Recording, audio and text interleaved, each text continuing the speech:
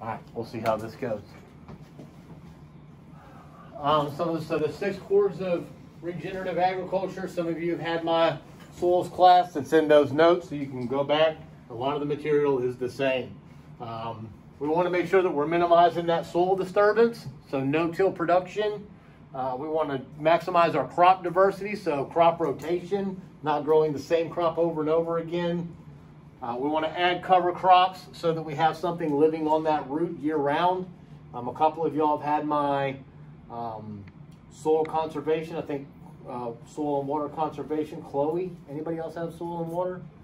And Mackenzie, right? So a lot of the same stuff that we've already kind of gone over. 4R nutrient stewardship. How many times did I ask y'all what the 4Rs of 4R nutrient stewardship were in class? This is why, this is where it comes in. I don't need to ask y'all again, do I? Steve, Nick, you seen this before? All right, so 4R nutrient stewardship, we want to make sure that we're using the right source at the right rate, at the right time, and in the right place. Like it's Google 4R nutrient stewardship, and don't worry, they'll have plenty of information on that. So like this thing makes sense. Okay, we want to make sure that we're using a high nitrogen fertilizer source so that we can apply less of it and make it taken up more. At the right rate, we don't want to over apply fertilizers. In the right place and at the right time that matches the plant's the plant uptake. There's a little bit more on that. I'll post these notes as well so that way y'all can see them again. The reason why is because we all know that we're going to need to feed a whole bunch more people with a whole lot less land and produce a whole bunch more crops. So like this thing is going to be how you will go about growing more food. Throw more fertilizer at it, but the crop can only grow so much. We're going to need to increase our productivity 1.1% each year. So 60% higher, but we need to do this when we have a changing environment. We're running out of water quickly because we're irrigating our crops. Maybe not necessarily here in Tennessee, but like in the Mississippi Delta, they irrigate a lot. Out in the Midwest, like Kansas, places like that, they're basically draining the Ogallala Aquifer. Some of y'all might have heard that.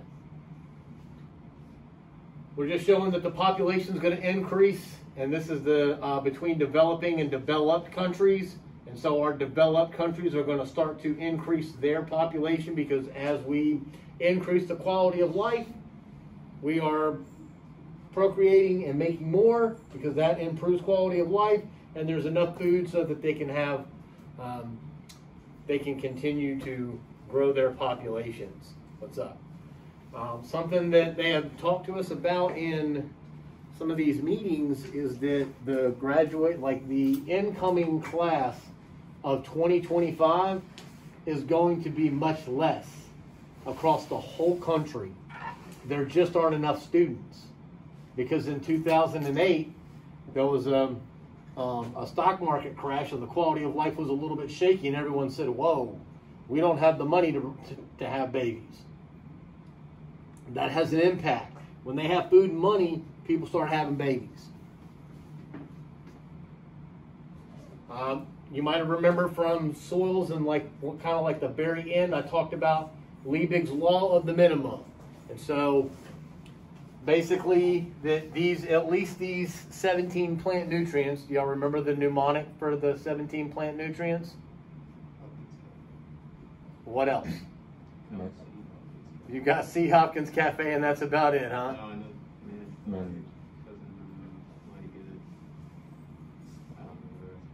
Managed by my cousin Mokul Nina. Managed by my cousin Mokul Nina. So we know that we at least need these nutrients.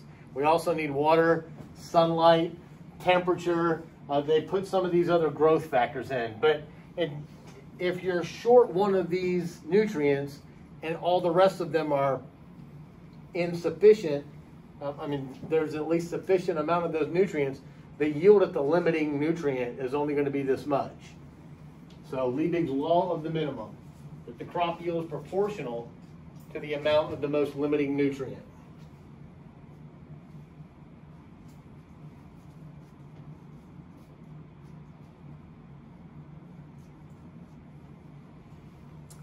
the book defines an essential element if it's directly involved in the nutrition of the plant.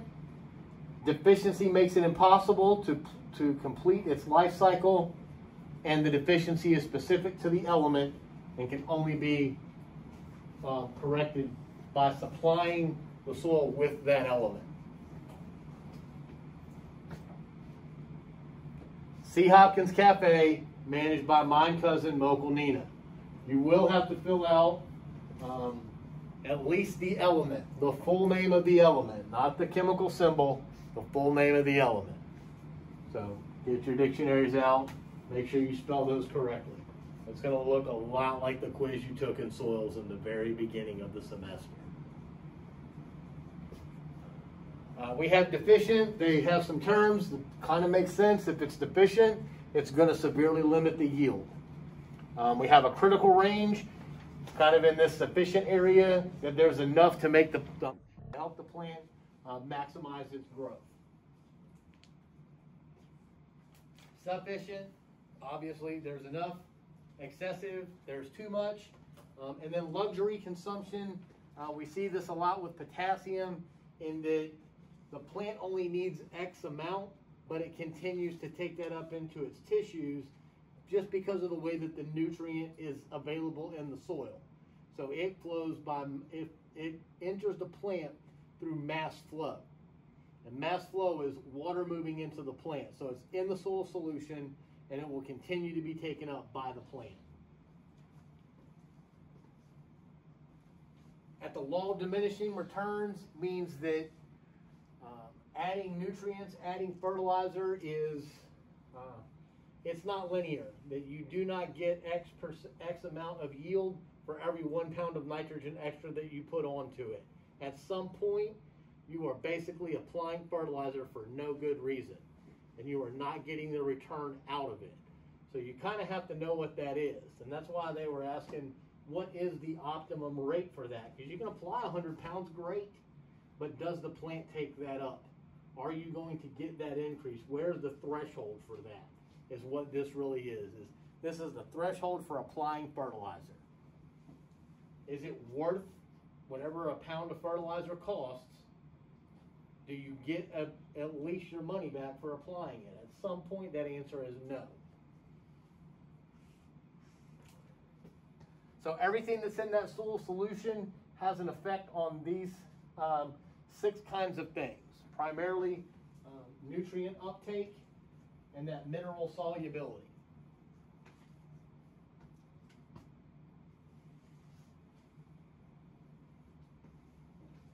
Cation exchange capacity, the net charge on soils is negative. So our cations are positive, and they're held to it like magnets. And so we have this clay particle, this clay colloid that has these negative charges, and that is what holds our cations in place. Nick, is it coming back to you? A little bit? Okay. Right here we have a root, and we have this exchange. This is actually going to be passive uptake. During the process of plants' respiration, the way that it works, its natural mechanisms, it will push out 2 of these hydrogens.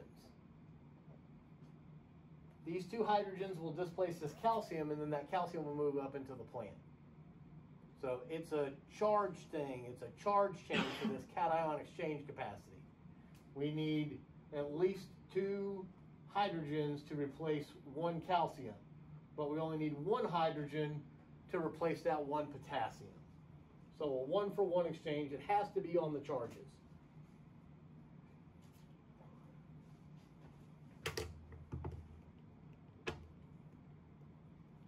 Anybody have any hand sanitizer?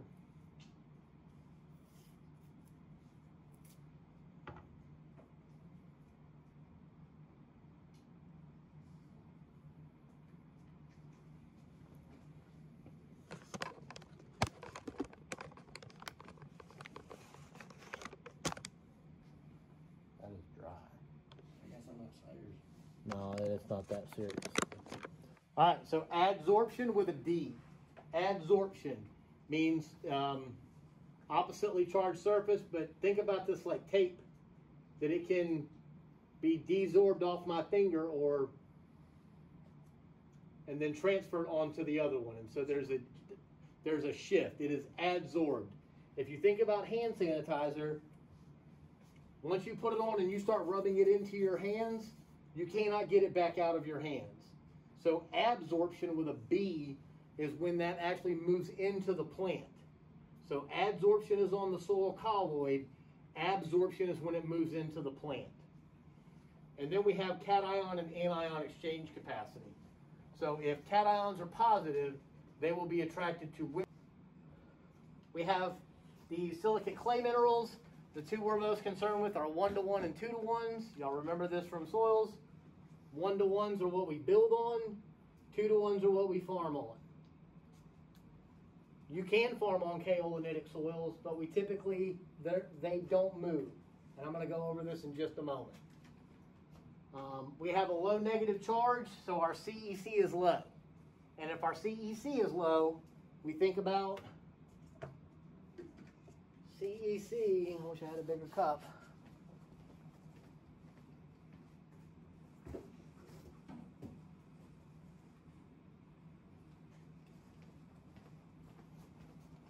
Kaolinite, smectite, or vermiculite. We can hold more cations with smectite and vermiculite than we can with kaolinite. There's just not enough charges to hold that, and we'll see why in just a minute.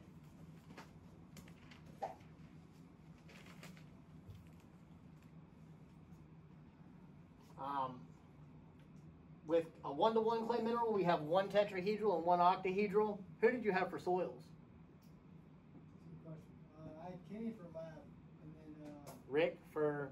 Yes, sir. Okay, so that's been at least 2 years. All right, so we have a tetrahedral and an octahedral. And so the way that those are set up is we either have a silicate or aluminum inside of that tetrahedral layer. And that's like the central atom of this triangle, like a pyramid. Inside there is a silicon. Is this all coming back to you last year from fertility? Josh took fertility and soils at the same time, poor soul. And I didn't make it. Anyhow, you'll make it this time. You'll have a choice. So we have that silicate in there that kind of balances out the charges in this. And so this is about as much chemistry. This is like the basics of that. So we have these these oxygens that are always worth what? -2. Always worth -2. The charge on oxygen is always -2. So there's 4 extra charge. When we have this silica 4 plus, it takes one of these charges, and that's what keeps everything kind of in place, so to speak. Now you got to remember, we're talking microscopic. This is at the atom. This is at the atomic level. We also have an octahedron that has an aluminum in the center. And the way that this sheet is set up, there are some hydrogens out here, and this aluminum is what keeps everything in balance. So we can have silica or aluminum in our tetrahedral, or we can have aluminum and magnesium in the octahedral. So here we have a tetrahedral layer and an octahedral layer, and we want to know what is the net charge. So if oxygen is worth -2, and we have 2, 4, 6, 7, 12, 17, the negatives are worth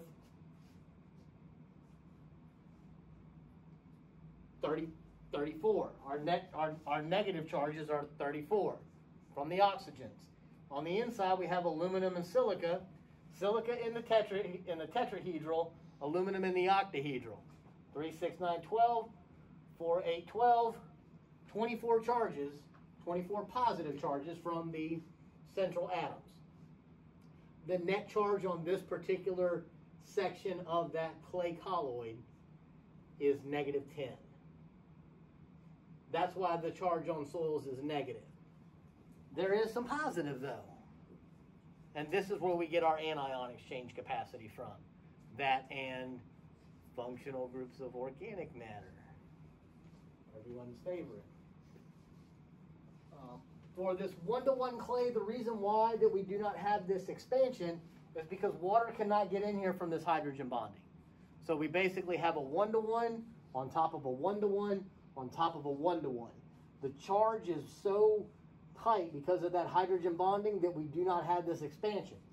So the only places that we really get charge is down here, up there, and maybe on the outside. So knowing what soil type you have, whether it's a kaolinite, a 1-to-1, or a 2-to-1, is going to let you know how big your cup is.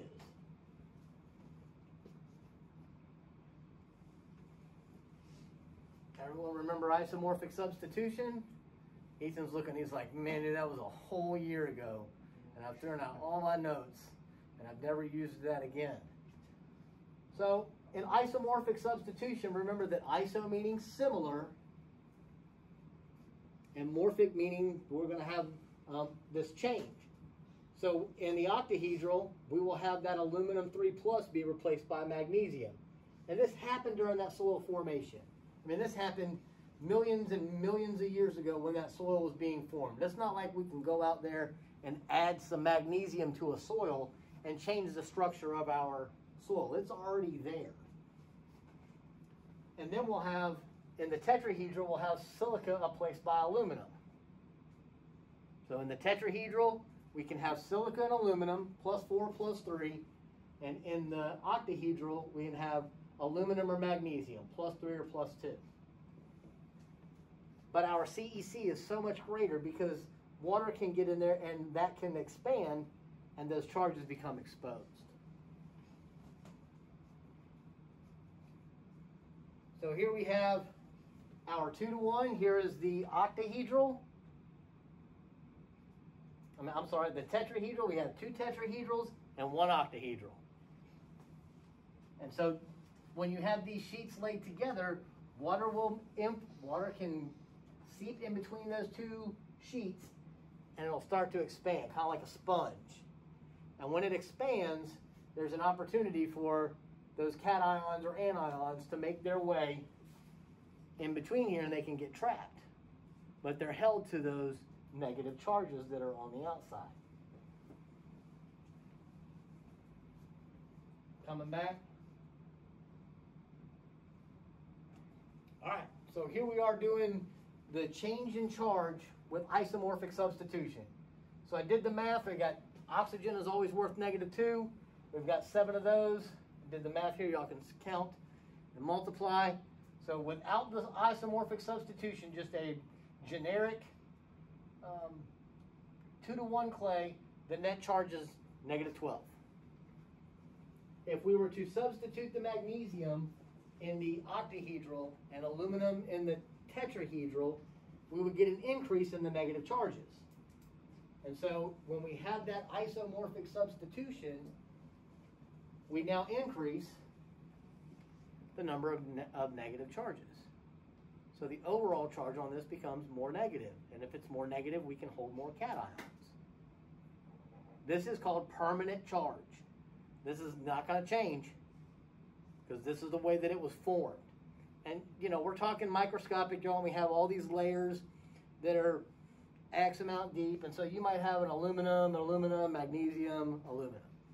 So the charge is variable throughout the soil profile. Yes. What are the 3 what are the 3 sources of pH-dependent charge? Aluminum and iron oxides, broken edges of clay pots, Okay.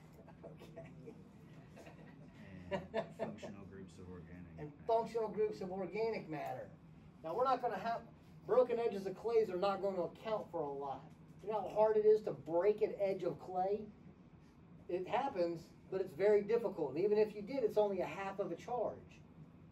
Aluminum and iron oxides are going to be our Georgia. Anyone close to Georgia? Been to Georgia? Yeah. That red clay, it's been highly weathered. So the only thing left there is the aluminum and the iron. And that's going to be influenced by the pH. or the pH is going to influence that. But the most important one is going to be the functional groups of organic matter.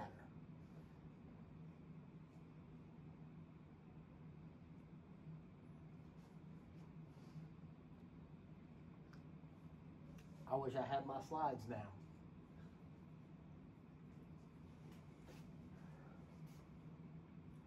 I'm not necessarily concerned that you know which functional group this is. What I am wanting to make sure that I get into your brain is that when the pH changes, so that as the pH increases, what happens to the hydroxyl concentration? What happens to the hydrogen concentration? It goes down. As pH goes up, hydrogens go down. So if hydrogens go down, which one goes up?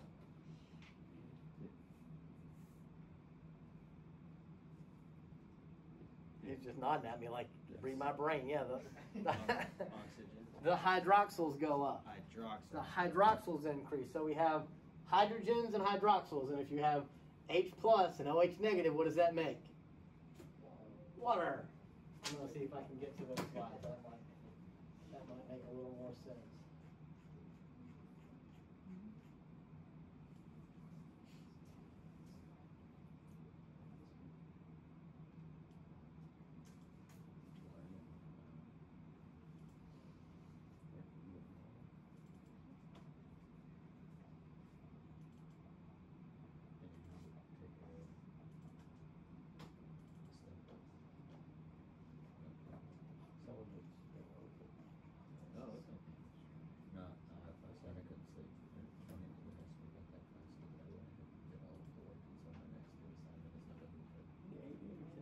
Three sources of pH-dependent charge, functional groups of organic matter, aluminum iron oxides, broken edges of clay pots.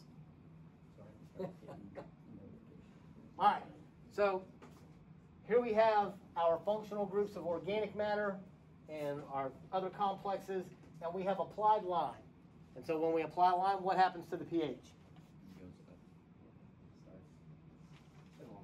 When you apply lime, the pH goes up. What happens to the hydrogen concentration when the pH goes up? pH concentration goes, or hydrogen concentration goes down. So which means we have more hydroxyls available. So high pH, more hydroxyls. Low pH, less hydroxyls, more hydrogen. So we've applied lime and we have these functional groups of organic matter. The soil is always trying to get at equilibrium. This negative, this hydroxyl that's floating out there as a negative, is trying to find a partner. That partner is hydrogen. There's hydrogen on the edge of that functional group.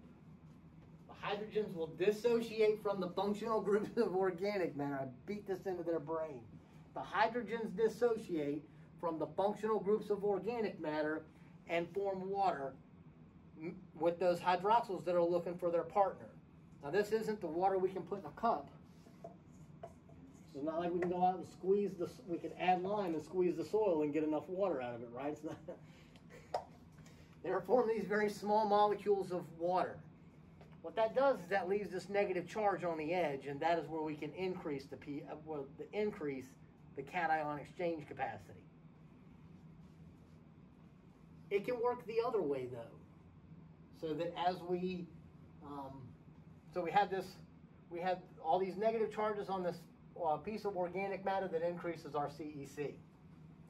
Over time of the cropping system, eventually we add the hydrogens back from that from the plants releasing the hydrogens into the soil, and acid rain, fertilizer transformations from ammonium to nitrate release some hydrogens. If that concentration gets too much, now these oxygens need something to balance that out. And they will associate with the oxygens that are needing that other positive charge. And so now we're back to even. If we continue to increase the pH, such as like what we might see in Brazil, they have a big problem in Brazil because their soils are highly weathered. They have those aluminum and iron oxides, maybe some organic matter. They throw a bunch of lime at it, and nothing happens. They put some phosphate out, and they can't get it back out of the soil. So they have these low pHs, we're talking like 4, pH 4. We've increased the hydrogen concentration because our pHs went down. And those hydrogens will associate or protonate these pieces, now that you got it, Chloe? Chloe is on fire. Damn paper. This hydrogen will associate or protonate this functional group of organic matter, because I don't know how long it's been since y'all had chemistry, and if any of y'all took organic chemistry, I feel for you. But this charge on this phenolic ring changes constantly. You don't know when it's going to be more negative or more positive by a half of a charge. So it's possible that this hydrogen protonates that the alcohol, not that kind of alcohol, that's on the edge of that functional group of organic matter, and now we have a net positive charge, and this is where we get our anion exchange capacity from organic matter. We can't really figure out which one of these functional groups is going to be the positive one or the negative one, but it is all based on pH.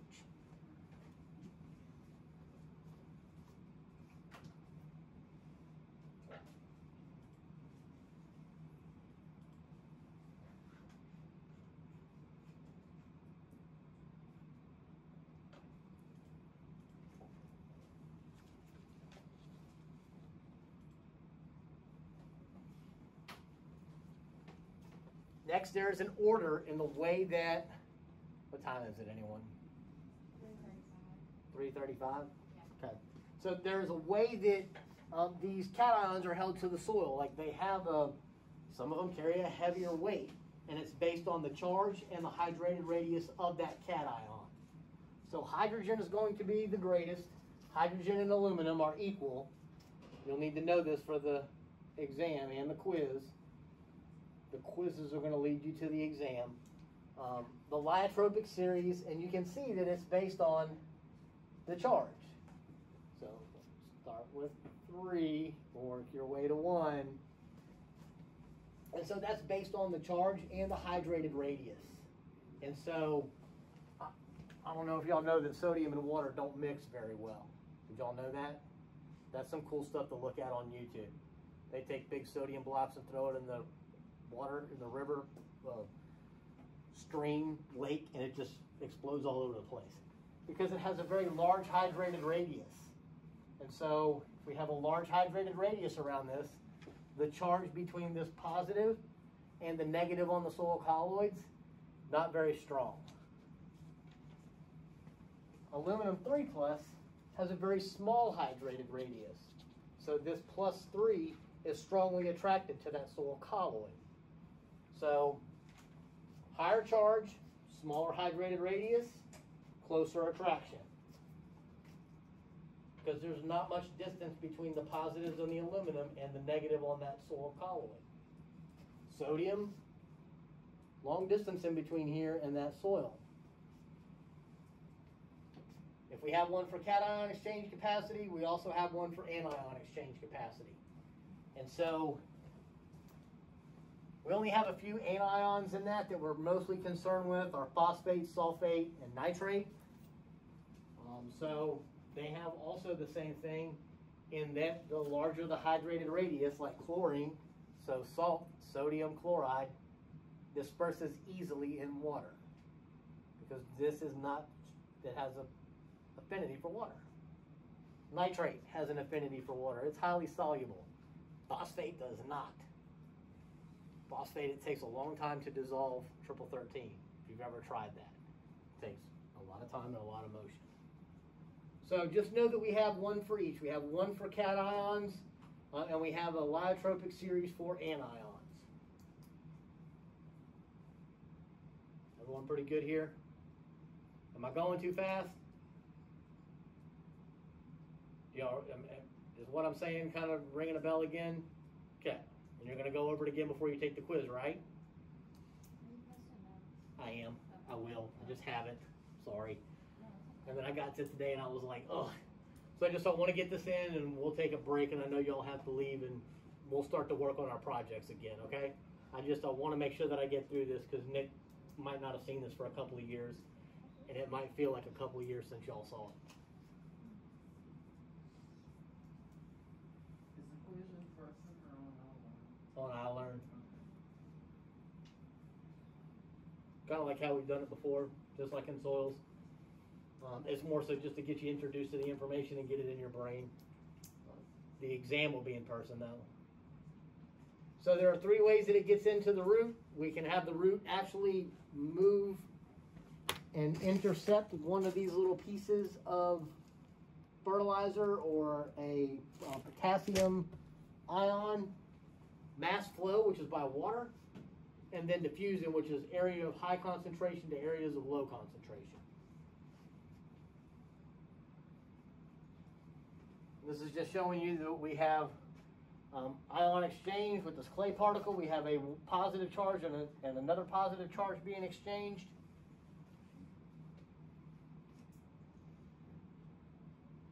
Most of our P and potassium is going to move through that. The problem that we have is this, with phosphorus, it moves over a very short distance. And so, where's my bird? I'll have a bird.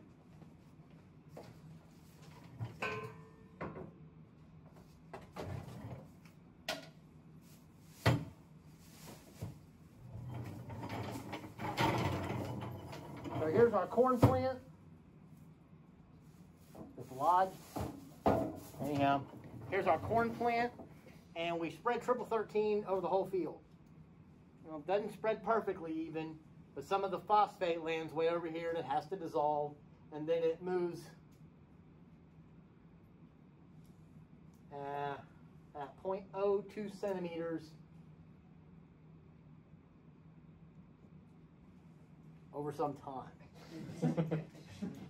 It's only going to move 0.02 centimeters over some time period. So it's like this. The plant needs it, but it just can't move because it's held to the soil so tightly that it takes a long time for it to move. Even though the plant's already used up all the phosphorus over here, and that it's taken a long time for me to diffuse over to that plant because I'm just held to the soil so tightly. Nitrogen, however, is a little bit different because it's not, so ammonium is not held as tightly, right? It's on the very end of our lyotropic series. So you have ammonium here, and you have that plant taking up ammonium there, and it moves real quickly because it can bounce off of that charges, and it's not held to the soil very tightly. So when the plant starts pulling that ammonium, you can broadcast urea, which is what we do, right? Because we know that it's going to make it to the plant eventually because it moves so fast. It doesn't have a long way to travel because it's not held to the soil colloid very much. So knowing how fast knowing which fertilizer you're applying and how long it's going to take, and understanding that phosphorus moves by diffusion rather than mass flow, what we do is we apply phosphorus in a banded application right next to the plant. I'm thinking about corn. And in pots, it's even better because it's only in this amount of soil. So that's the reason why P and K kind of make it in there. So we have mass flow where this it is going to move into the plant and up the xylem through adhesion and cohesion, because this is, if you remember back from soils where it was talking about field capacity, permanent wilting point, water moves from higher content to lower content. A lot of water in the soil, not a lot of water in the atmosphere.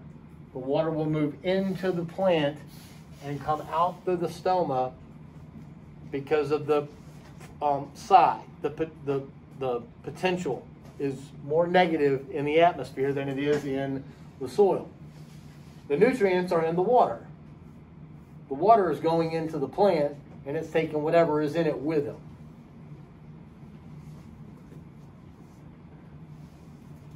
Good?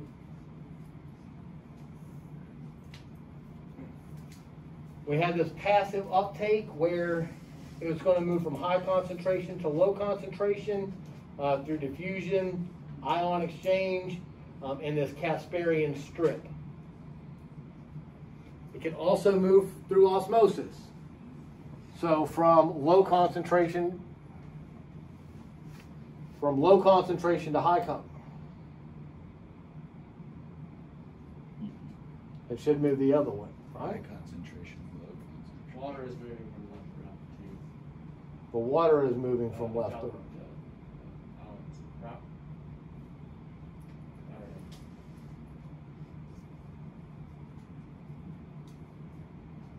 Water movement by osmosis.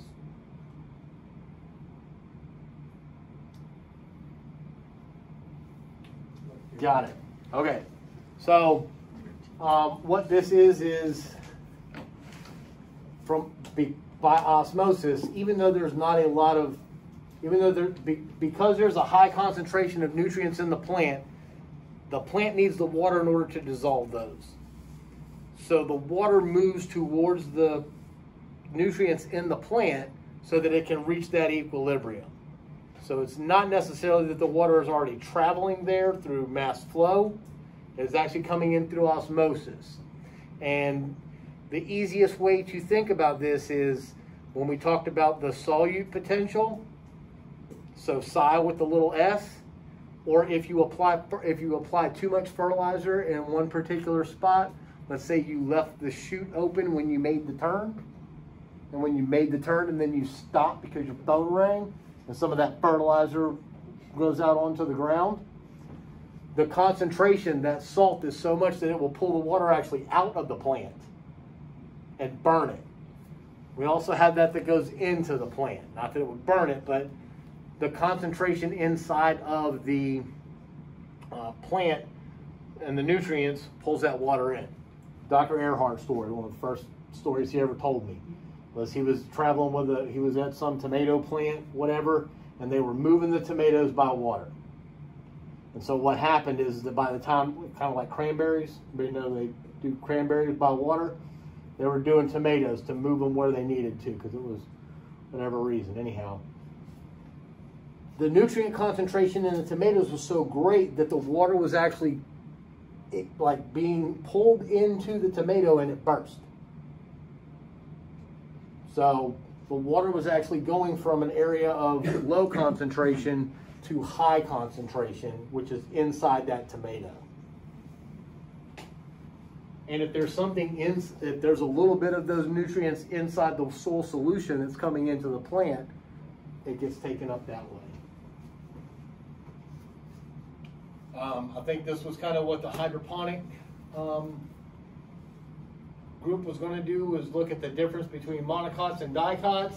So our root structure is going to influence the way that nutrients get taken up. We have dicots with a tap root, and then monocots with a fibrous root system.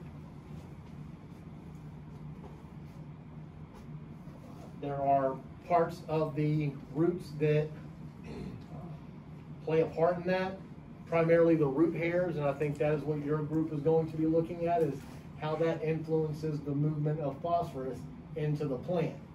So that mycorrhiza, or those biostimulants, is going to infect those tissues, and that's how it's going to move into the plant. I think we're going to hold up there. I know we've got a couple of students who are going to leave, and I'm going to let y'all work in your group so that way y'all can start getting, you don't have a group anymore, do you, Mackenzie? They're leaving me. Okay. What's that? I said they're all leaving me. Okay. So start getting an outline and a plan of like how many pots you need, how much pro mix you might need, how much soil. No one has soil. Y'all are all doing pro mix. But like I'm going to give this list to Kenny, and he's got like over today or tomorrow and Monday and some of Tuesday to get that ready for you, because when we get there on Tuesday in the lab, we're going to start something. So we need to know how many seed you need, how many seed. Y'all got the easy project, but like we need to start getting a game plan so that when we show up there on Tuesday, Kenny can have most of the pots, how much tubing, the aeration stones, the pumps, the whatever. So that I'll send him because I already have that full list of the sourced things, and he can X off what he doesn't want, and from that point forward, I'll know what I need to, or what we need to get aside from that, because of how much he already has. Yeah, that's what I'm trying to do. Like what I want is I'm going to shut this off. What I want is I want to give that to